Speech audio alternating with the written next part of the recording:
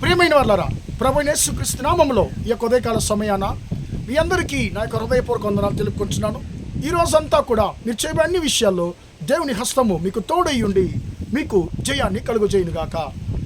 ప్రియులరా, సర్వశక్తి గల దేవుడు అనేటువంటి అంశం మీద మనము దేవుని యొక్క వచనాన్ని మనం ఈరోజు ధ్యానించుకుందామండి.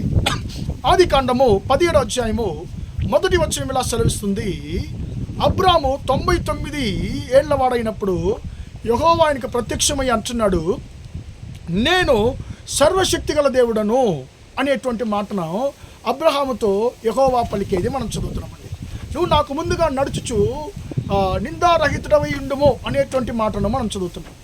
ప్రియమైన దేవుని బిడ్డలారా, అబ్రాము అనేటువంటి వ్యక్తికి యెహోవా సర్వశక్తి గల దేవుడు ప్రత్యక్షమవుతున్నాడు.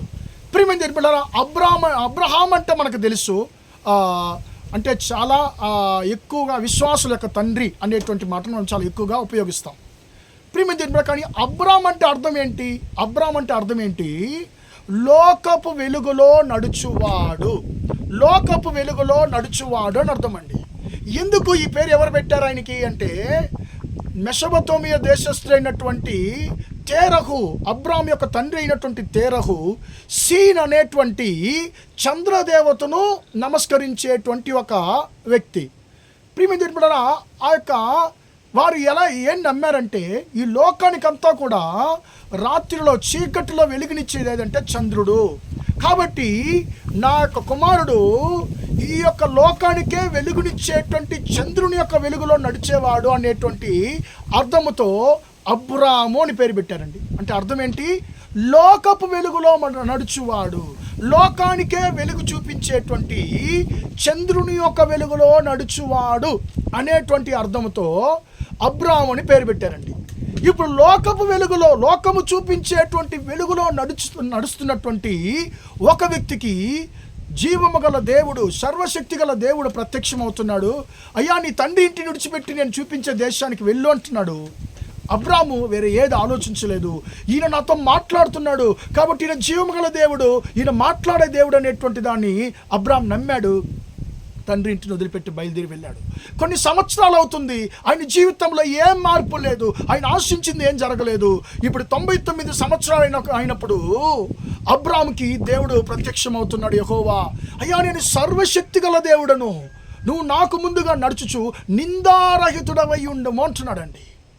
ప్రియమైన దేవుని బిడ్డలారా, అబ్రాహాముకి అప్పుడు ఏ యొక్క మేలు కూడా జరగలేదు. ఈ దేవుడు నన్ను రమ్మన్నాడు బయటికి, నా తండ్రి ఇంటి వదిలిపెట్టి రమ్మన్నాడు, నేను వచ్చేసాను, ఇన్ని సంవత్సరాలు అయిపోయింది, ఇంకా నా జీవితం ఎవరు నడిపిస్తారు, అసలు ఏం మార్పు లేదని చెప్పి అబ్రాము దేవునికి విరోధంగా మాట్లాడలేదు.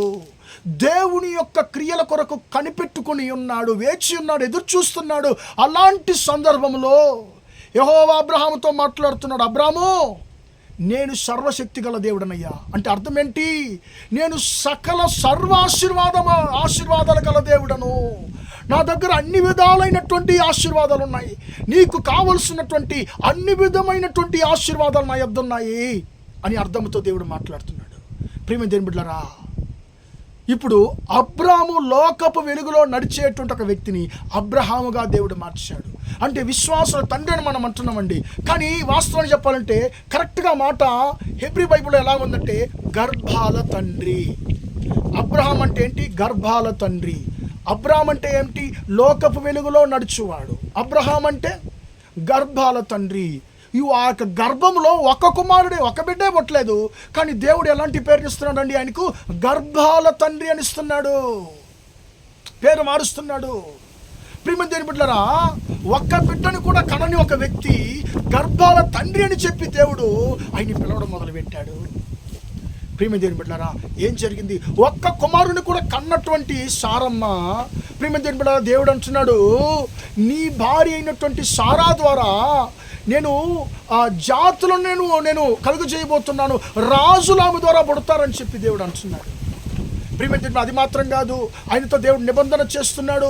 నువ్వు ఉన్నటువంటి ఈ దేశానంతా కూడా నేను నీకు స్వతంత్రంగా నేను ఇవ్వబోతున్నానని చెప్పి దేవుడు అన్నాడు. ప్రియమైన దేవుని బిడ్డలారా, అబ్రహాము ఏ ఆశీర్వాదం లేని ఒక వ్యక్తిగా ఉన్నాడు.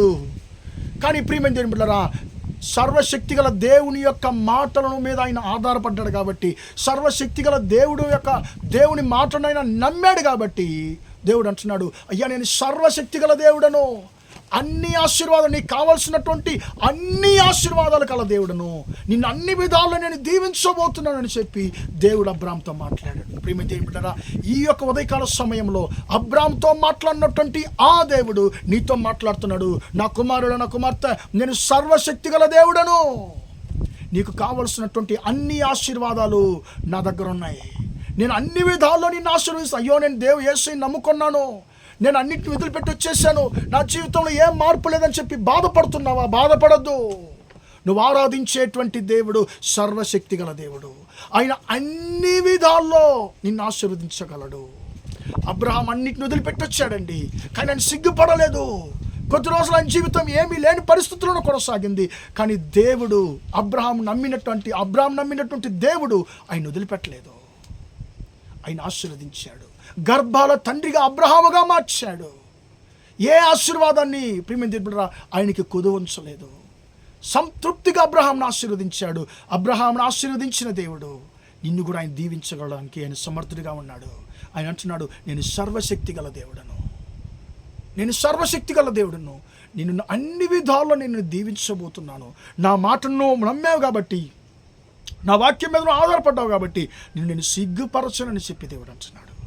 కాబట్టి ఆ సర్వశక్తి గల దేవుని యొక్క మాటల మీద ఆధారపడదాం. ఆయన యొక్క క్రియలకు మనము కనిపెట్టుకుని ఉందాం. ప్రియులారా, ప్రార్థన చేద్దాం. ప్రేమగల మా తండ్రి, దయగల దేవా, ఇంతవరకు తండ్రి మీ యొక్క మాటలు విన్న ప్రతి ఒక్కరిని తండ్రి మీరు దీవించండి, ఆశీర్వదించమని ప్రార్థిస్తున్నానయ్యా. అబ్రాహాము ఏమీ లేని పరిస్థితుల్లో ఉన్నప్పుడు తండ్రి నువ్వు ఆయనతో మాట్లాడావు. నేను సర్వశక్తి గల దేవుడు అని చెప్పి అబ్రహాంతో చెప్పావయ్యా. ఆయన అన్ని విధాల్లో దీవించినటువంటి దేవుడు, అబ్రహామును అబ్రహాముగా మార్చినటువంటి దేవుడు తండ్రి. నీ బిడలయ్యా, నీ మాటల మీద ఆధారపడిన ప్రతి ఒక్క బిడలను తండ్రి ఒకసారి జ్ఞాపకం చేసుకోండి అయ్యా. వారిని దీవించమని ప్రార్థిస్తున్నాను తండ్రి. వారికి కావాల్సిన ప్రతి ఒక్క ఆశీర్వాదంలో అన్ని విధాలు మీ బిడ్డలను దీవించమని ప్రార్థిస్తున్నాను. ఈరోజంతా కూడా మా సహోదరి చేసే అన్ని విషయాల్లో మీ హస్తం తోడుని ఆశీర్వదించమని యేసు నామములో ప్రార్థించి వేడుకొంటున్నాను తండ్రి. ఆమేన్, ఆమేన్. ప్రియమైన వాళ్ళరా, దేవుడు దీవించి ఆశీర్వదించును గాక. Praise the lord, praise the lord.